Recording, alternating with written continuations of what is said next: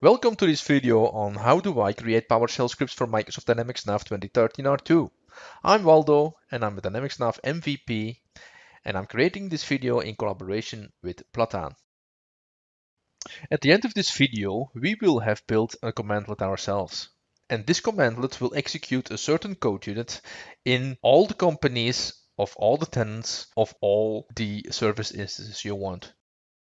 So the objective of this video is certainly tell you a little bit more about scripting, which means I will tell you how to use variables, conditions, and looping, and how to create your own commandlets, which basically means how to create functions, how to use parameters in these functions, and how to be able to pipe into these commandlets that you have built.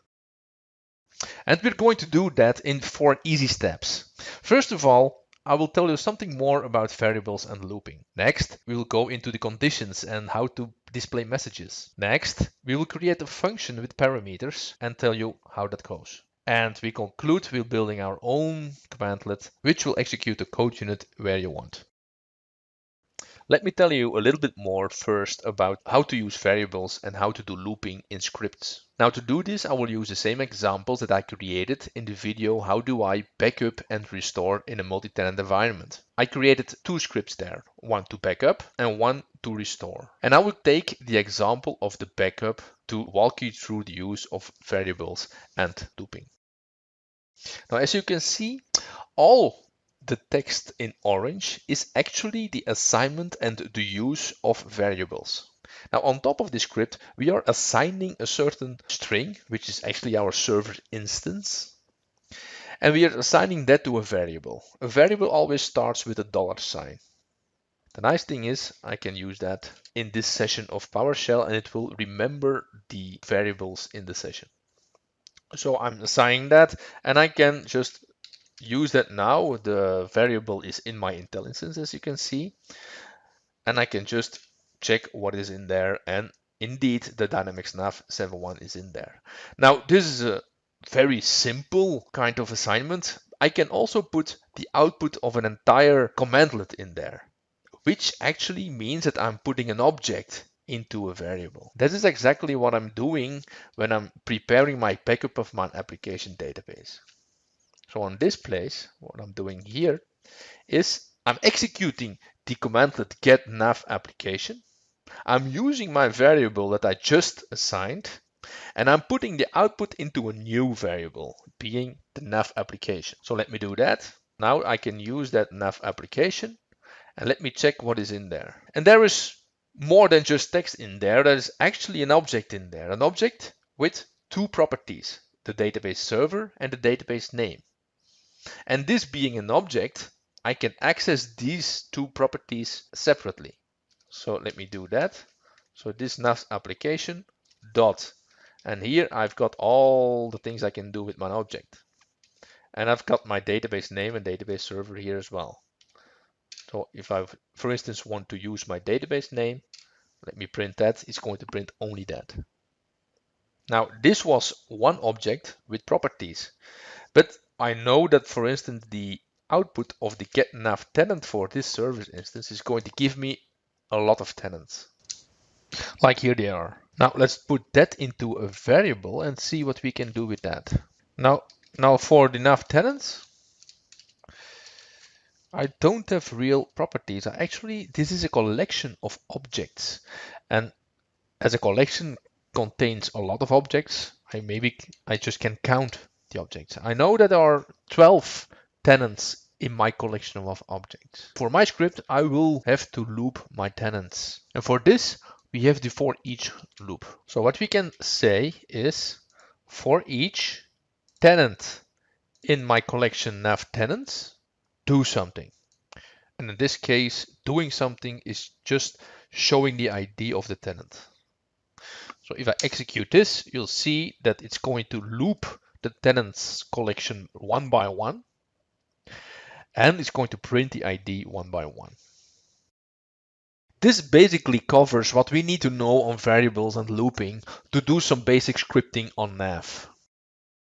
Now let's drill into some if-then-else loops and how to do some messaging while running a script. And we'll do that also based on the script that we used in the how do I backup and restore in a multi-tenant environment. Namely, we used a slightly modified script for the restore part.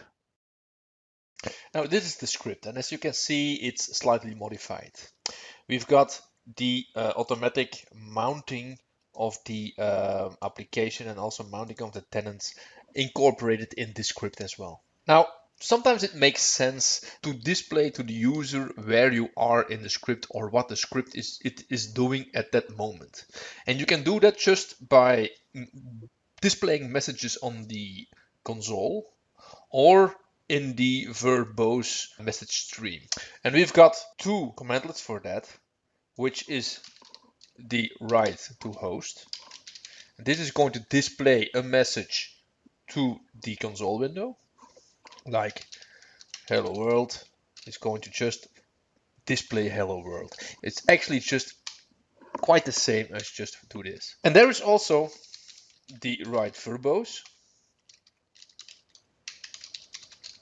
And this is actually going to put that in the verbose message window. So if you would access your script or commandlet in a verbose kind of message stream, then it would put it there. Now in the script on top, you can see that I used this a couple of times. So the script is going to first set some parameters, like I'm going to restore all backup files in this folder. Next, I'm displaying, okay, now I'm going to make my service multi-tenant. And here you go. Then I'm going to display, okay, now I'm going to dismount all tenants. And here you go.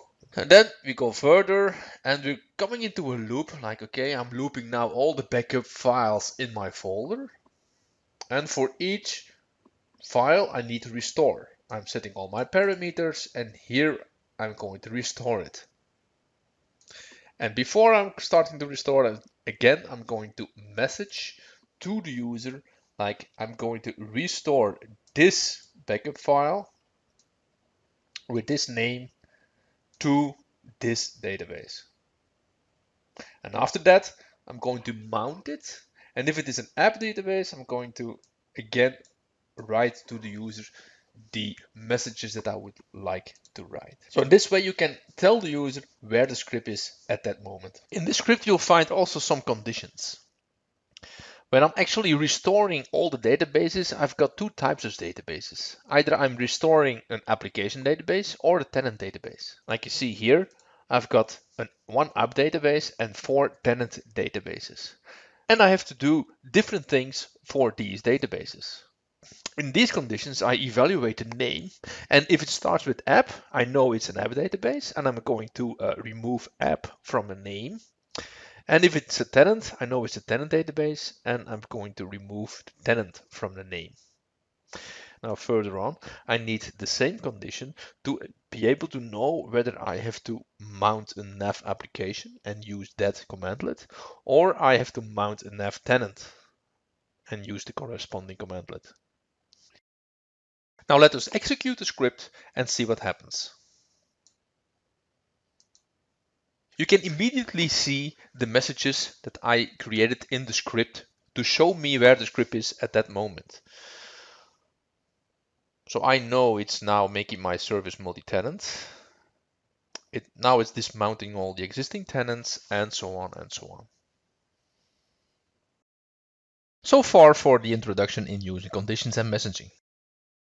What we have been doing until now is actually just putting a lot of statements after each other. But what we didn't do yet is create a reusable generic function that we can reuse all the time.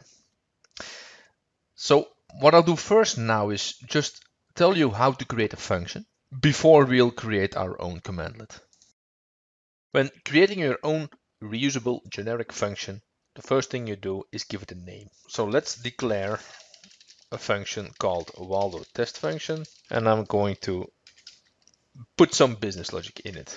Like I'm writing to the console, write host, hello world. Now, when I don't execute this, you'll see that Waldo text function is not recognized by the console. But when I execute this, from this moment I can use the function. And Waldo test functions is actually part of my session. Now, obviously, I can use some parameters as well, and the simplest way for doing that is just put it behind. Like, I expect some kind of test, and I'm going to put that behind. By default, it is just not a mandatory parameter. Let's execute this. When I just execute it without it, you'll see that I don't need to fill in, and it's just going to execute the business logic still. But when I provide a parameter, it's going to put that behind the hello world. Unfortunately, it's not going to be as simple as this. When I create a function, it usually looks something like this. And the first thing you see is the commandlet binding. This keyword lets my function behave as being a real commandlet. Next is the parameter section, where I'm going to provide some more properties of my parameter. First of all, the two properties, service instance and ID, are mandatory. I cannot run my function without these properties. And the next one is kind of interesting, is the value from pipeline by property name, which actually means if I'm piping a command into this function, you can copy the value of the properties which have the same property names. The next section is actually the begin and the process section. And the difference between these is the begin is only executed once, and the process is executed for all the objects that are piped into this commandlet. Let's just execute this and see what we mean with that. If I use the Waldo test function without the parameter, which are actually mandatory, it's just going to ask me the parameters like test and test ID. And you'll see that the text in the begin section is executed. It's just saying begin. And on the process section, it's going to also execute that once. Now, as I said, I can pipe stuff into this function. So let me take the next example. I can do get nav server instance and pipe that into the get nav tenant. This is actually done a lot of times. And this gives me all the tenants of the server instances that are on my server. If I just count them, you see that I've got 12 of these tenants. Now I can pipe this into the Waldo test function. And you'll see that again, the begin section is only executed once. I get only one message saying begin, but for every tenant, I get a message in the process providing me the service instance and the ID. So now that we are able to create our own functions with parameters, let's use that knowledge and create our own commandlet. The commandlet that we will create will be based on the invoke NAV code unit commandlet that we get from Microsoft. To show you what it should be able to do, I will just show you what the outcome is. Now, first of all, I have created a code unit 50,000, and let me look at it. In this code unit, I actually have some triggers, like first of all the default on run trigger, which is going to display a message like this is the on run trigger. Now I also have some messages like the throw error, the show message, and so on. Now I would like to run this code unit, which is going to give back a message with the current session, the tenant ID, and the company name, so that I know in which tenant and company the code unit is running at that moment. I want to do it in this way. For all my server instances, get me all the tenants, and for all these tenants, invoke that code unit. I called it invoke code nav code unit 2, as invoke nav code unit already existed, and invoke that code unit 50,000. And I'm getting all the messages of that on run trigger. Also just showing a message or running a different function within that code unit should be possible as well. Now next, it should be possible to get some help as well, like get help nav code unit 2, which is giving me the help. This is the function that I created, which obviously starts with the name of the function. And then, which I didn't show you yet, a part of documentation that will be accessed when you access the get help. Next, you see obviously again the commandlet binding and the parameter definition. The first two parameter definitions are actually quite the same as the Waldo test function that we showed earlier. But next I need some more parameters as well. Like I need a code unit ID, which code unit I need to execute, but also which method and maybe which argument that I have to send to that method. And the next part is for my business logic. Now notice that I don't loop tenants and I don't loop service instances. In fact, I expect the service instance and the tenant as being piped into this function. And the only loop that I have to provide is looping the companies from the tenant. I know that I put this business logic in the process part that it's going to loop my tenants automatically. It's actually going to execute the process part for each tenant that is piped into it. So that's what I'm doing. I'm actually just getting all the NAV companies and putting that into a variable. And then I'm going to loop this variable, actually just loop these companies, and I'm going to execute the default invoke nav code unit. This code unit is going to display a message, and it's that message that is showed here in the console window.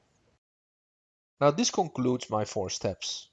I've showed you how to create variables, do some looping, create conditions, and all this in scripts. And I also showed you how to create functions and even let these functions behave the same as commandlets.